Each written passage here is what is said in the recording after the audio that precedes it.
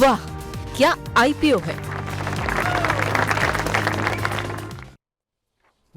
तो आज वाह क्या आईपीओ में हम बातचीत करने वाले हैं एक मैनेजमेंट से भी। ट्रांसरेल लाइटिंग की मैनेजमेंट मौजूद होगी, उनसे तो हम चर्चा करेंगे ही कुछ देर में। लेकिन हर बार की तरह शौर्य दिखाने के लिए शौर्य हमारे साथ मौजूद भी हैं, जिनसे हम चर्चा करने वाले हैं जो 5 आईपीओस खुले हैं उनको लेकर करना क्या चाहिए, क्या सिचुएशन है, क्या लग रहा है, तो उन पर भी जरा चर्चा कर लेते हैं। शौर्य हमारे साथ मौजूद भी हैं। शौर्य जी नमस्कार। पहले तो आप कहाँ थे 2 दिन से? वो आईपीओ बंद हो गए, लिस्ट हो गए, आप थे ही नहीं, कहाँ थे? जी थोड़ी तबीयत ख़राब हो गई थी, लेकिन अब वापस बैक टू स्क्वायर वन।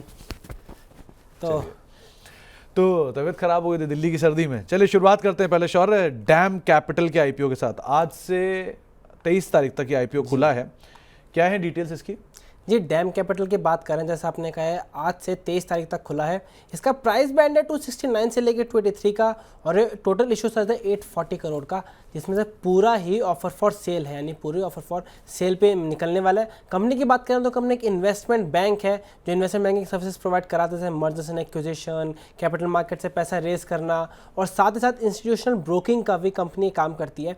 इस पर अगर नज़र डालें तो आप देखेंगे कि एक्चुअली कंपनी बुला रही है आईपीओ, लेकिन इसके रेवेन्यूज और प्रॉफिट्स घटते हुए नजर आए हैं। मार्च 2022 में फिर घटे थे, फिर एकदम से बढ़े हैं।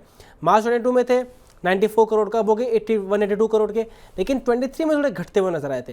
प्रॉफिट में इनके जबरदस्त बूस्ट देखने को मिल रहा है, और शायद से जो आईपीओ की इतनी एक्टिविटीज हुई हैं उसका भी एक नतीजा जो डैम कैपिटल को इतना अच्छा बूस्ट देखने को मिला है। और यहाँ पर ग्रे मार्केट में भी कंपनी को ऑलरेडी 50% ज़्यादा का प्रीमियम मिलता हुआ नजर आ रहा है। तो ग्रे मार्केट का प्रीमियम है इंटैक्ट, स्ट्रॉन्ग साइड पे नंबर है जी। लेकिन जो आंकड़े हैं वो आपके सामने यहाँ पर रखे ही हैं शौर्य से। आगे भी हम और आईपीओ के ऊपर जरा बात कर लें, उसके बाद हम इकट्ठा सारे आईपीओ के ऊपर रिव्यूज भी लेते रहेंगे अपने जानकारों के।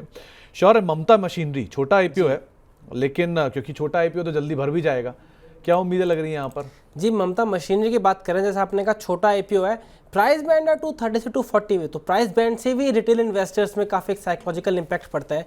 ज़्यादा बड़ा हो तो वो दूर रहते हैं। जैसे आपने कहा साइज भी छोटा है, 179 करोड़ का आईपीओ का साइज है, और पूरा ही ऑफर फॉर सेल है। अभी अगर हम सब्सक्रिप्शन की बात करें तो देखिए, जब भरने की कह रहे थे, आज पहला ही दिन है और लगभग 10 गुना के आसपास ऑलरेडी भर भी चुका है आईपीओ।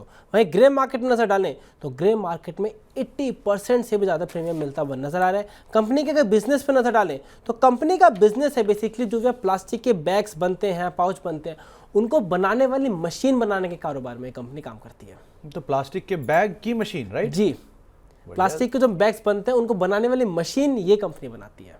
ओके, तो डिमांड किसकी ज़्यादा है, प्लास्टिक की या मशीन की या बैग की? जब प्लास्टिक की डिमांड आएगी तो फिर बैग की भी डिमांड आएगी, तो फिर उसके लिए मशीन भी तो लेनी पड़ेगी ना।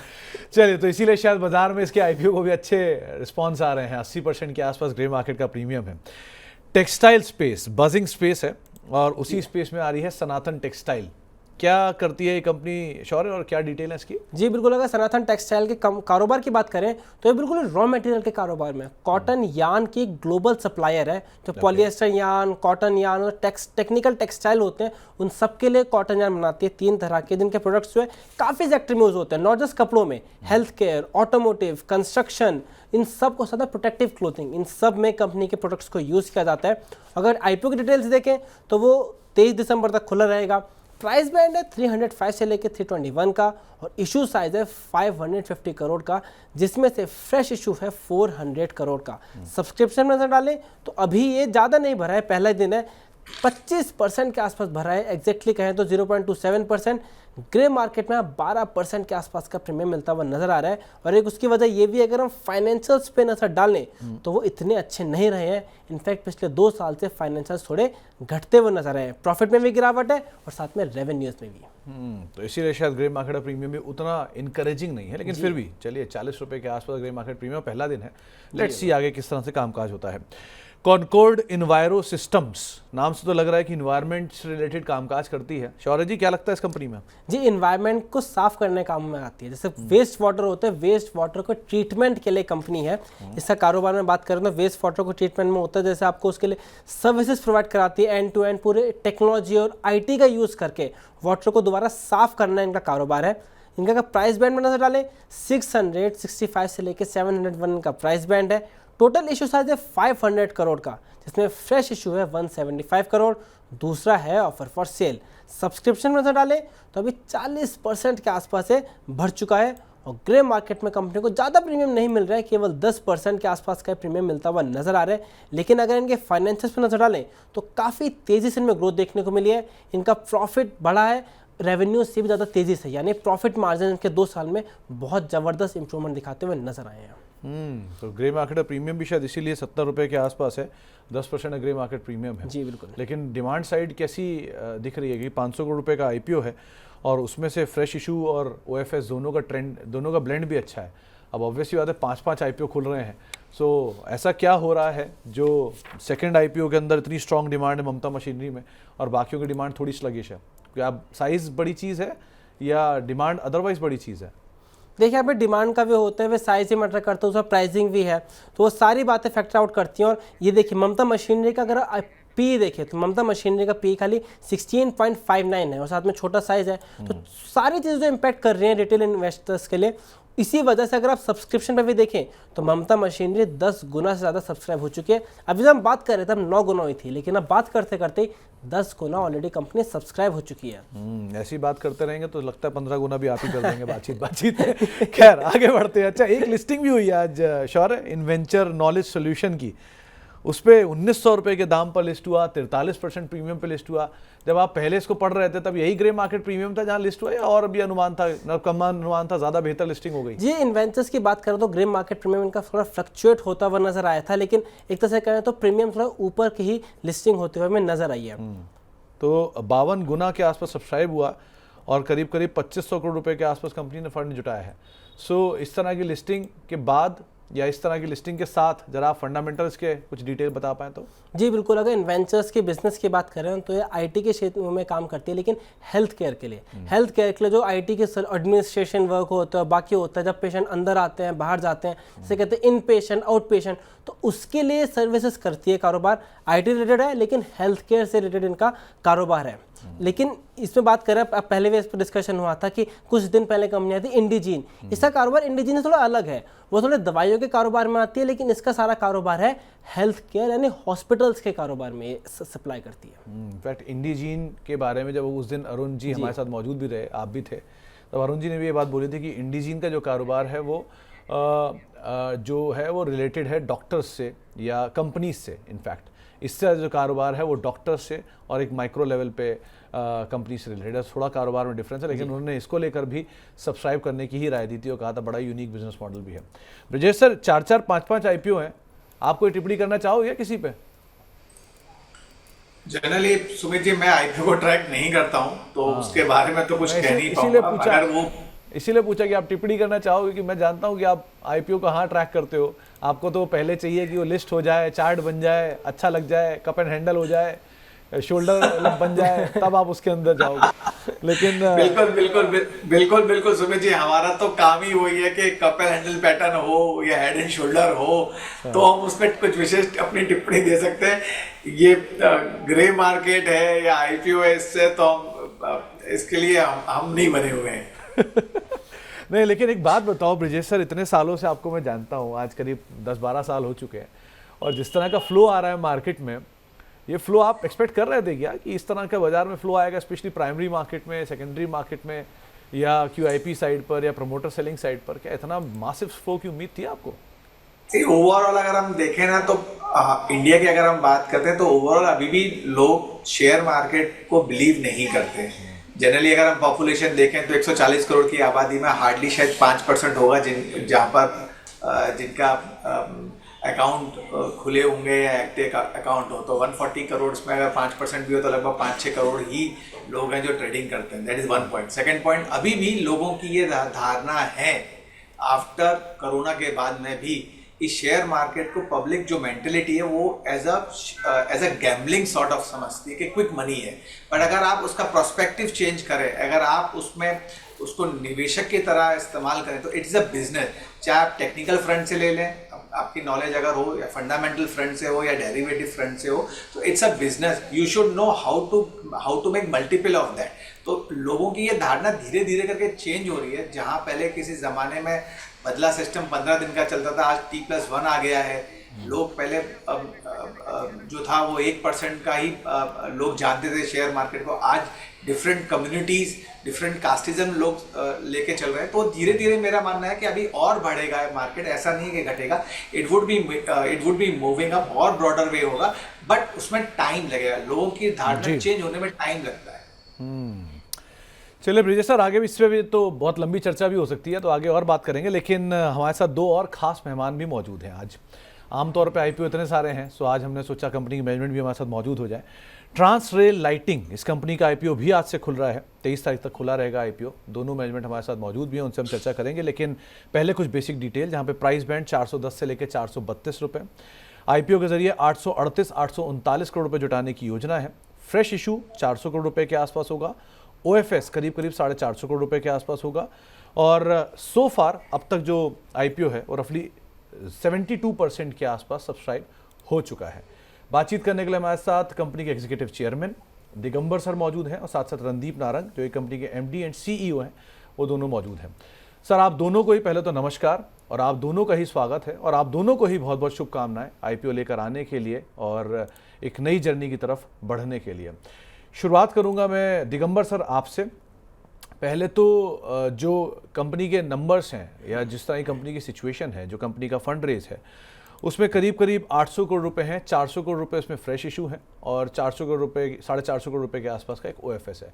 तो अगर आप इसी को बाइफरकेट कर पाएँ कि कैसे ये फ्रेश इशू का इस्तेमाल होगा, और जो ओएफएस है उसमें कौन इन्वेस्टर निकल रहा है, और इसके बाद कोई और इन्वेस्टर की भी एग्जिट करने की तैयारी है क्या इस आईपीओ के बाद?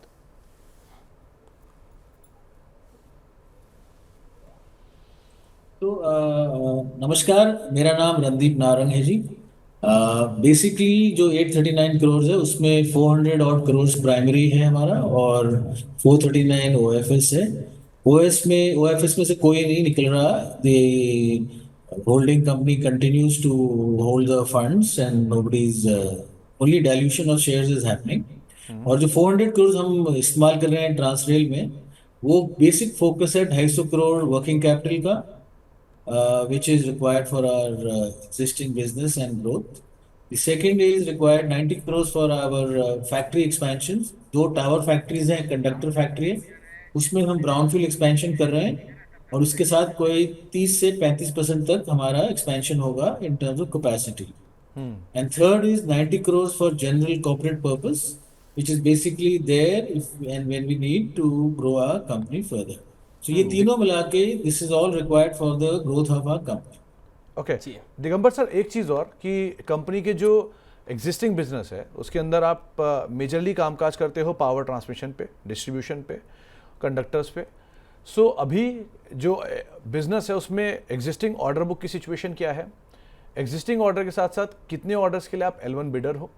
किन किन एरियाज में आप ऑर्डर के लिए एक्सपेक्टेशन लेके चल रहे हो, और किस तरह के मार्जिन इन ऑर्डर्स में आप देख रहे हो? तो the basic question is very good. So हमारा करंट ऑर्डर बुक है 10,200 करोड़ का, और L1 है 3,200। ओके और इसमें 90% हमारा TND है ऑर्डर बुक, और इसके अंदर with in domestic and international हमारा ऑर्डर बुक 40-60 है। सो हम बेसिकली TND प्लेयर हैं, और इंटरनेशनल में सिर्फ TND ही का काम कर रहे हैं in terms of projects which we execute as a EPC player. Domestic में भी हम टॉप यूटिलिटीज के साथ काम करते हैं, the central PSU and the top 4-5 private players. So we are well entrenched and we are looking at ये order book जो 90% TND है, which will help us to look at our execution skills, जो कि last 3 years से हम 30% growth देख रहे हैं। तो दिगंबर सर, करीब 58 देशों में आपकी प्रेजेंस है मोर और लेस, और मतलब डाइवर्सिफाइड नेम है, जो मैं जोग्राफीज भी देख पा रहा हूँ, डाइवर्सिफाइड है। सो अगर आप डोमेस्टिक और इंटरनेशनल का ब्लेंड निकाल पाओ तो कितना % डोमेस्टिक रेवेन्यू है, कितना % इंटरनेशनल रेवेन्यू जिन पे आप काम कर रहे हो?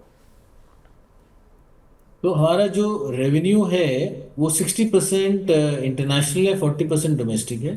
और इंटरनेशनल में हम करंटली 22 कंट्रीज में काम कर रहे हैं, और हमारा जो फुटप्रिंट है, यानी कि हमने कहाँ कहाँ काम कर चुके हैं, 58 कंट्रीज। सो दैट मीन्स कि हमारे relationships and client understanding is there. So ये हमारा बेकअप है 40-60 का। एंड रेवेन्यू का, और ये इसी तरीके से हम अभी सोच रहे हैं based on the past trend. Randeep sir भी हमारे साथ मौजूद है। रणदीप सर, सॉरी आपसे बहुत देर तक हम बात नहीं कर पाए, उसके लिए माफ़ी चाहूँगा, लेकिन जो ओवरऑल सिचुएशन है अभी मार्केट। सुमित जी, मैं रणदीप नारंग जी साहब जी, हूँ, माफ़ कीजिएगा भागड़े साहब रणदीप हमारे सर। चेयरमैन जी है, थोड़ा सा हमारा मिसकम्युनिकेशन हो गया। हाँ, उसके लिए मैं माफ़ी चाहूँगा। दिगंबर सर, दूसरी चीज़ जो नंबर्स के साथ साथ डिस्कशन था कि जिस तरह से हमने लास्ट नंबर देखे हैं pre Covid and post Covid, किस तरह का पिकअप आपने देखा है पिछले 2 से 3 सालों में, और जो CAGR ग्रोथ रही है प्री कोविड और पोस्ट कोविड, उसमें किस तरह का डिफरेंशिएशन आप देख रहे हो?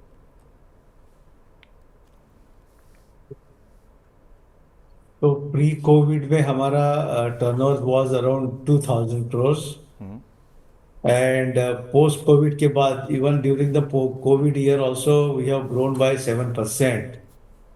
So actually it has not affected our revenue line during the COVID period. और अभी लास्ट 3 ईयर से सर हम अराउंड 30% CAGR में ग्रोथ कर रहे हैं post Covid, which is from 22 onwards. Okay.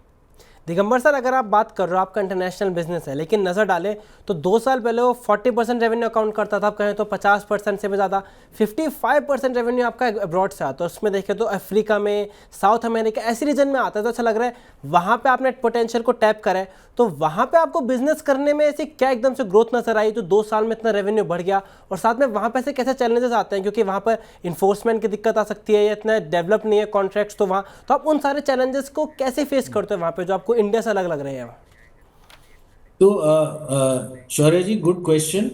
देखिए, हमारा जो स्ट्रैटेजिक मूव था 3 साल पहले to move from domestic to international, और जो हम अफ्रीका में आप बात कर रहे हैं, हम बेसिकली मल्टीलैटरल फंडिंग एजेंसी के साथ काम करते हैं ऐसी कंट्रीज में, जो कि वर्ल्ड बैंक हो, अफ्रीकन डेवलपमेंट बैंक हो, एशियन डेवलपमेंट बैंक हो, जहाँ के कमर्शियल टर्म्स बेटर हैं और आपको वहाँ प्राइस वेरिएशन भी मिलता है अगर कमोडिटी बढ़ती है। They are also giving you, अगर उनकी तरफ से कोई डिले होता है तो क्लेम्स वगैरह देते हैं। So principally we see that with our backward integration, जो कि आपको हमने बताया नहीं अभी, दैट कंडक्टर एंड टावर्स हम खुद बनाते हैं, और ये 60% अब EPC प्ले होता है। So with this support we have backward integration which helps us to look at various international geographies and domestic, and working with multilateral funding agencies, we are quite positive that this growth, as we have shown in the last few years, will be maintained. जी।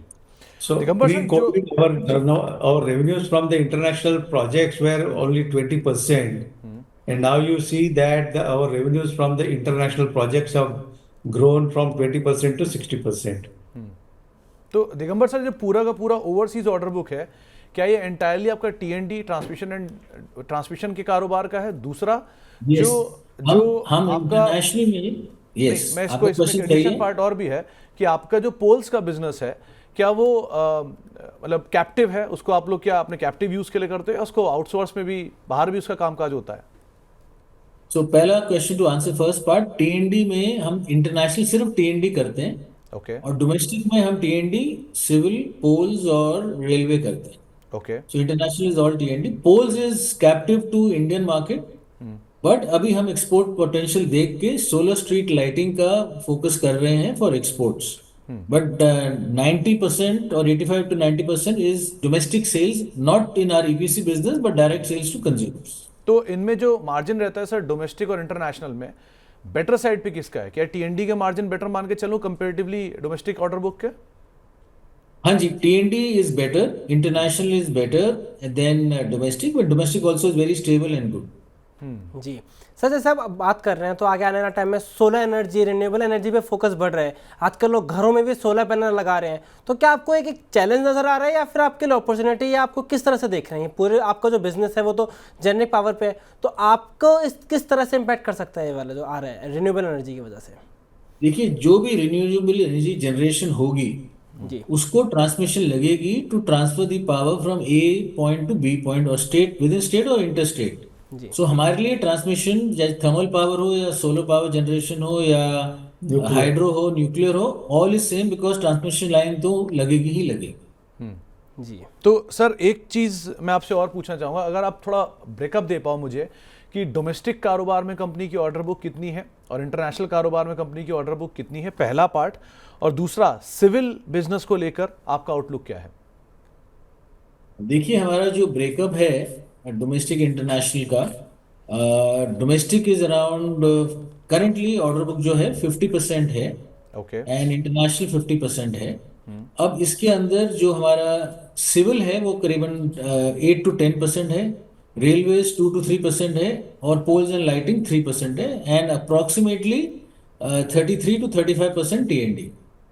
तो ये international market में, लेकिन अगर overall order book का structure देखें तो उसमें civil कितना आता है सर? सिविल का हमारा जो रेशियो होगा वो सिर्फ 3 to 4% है।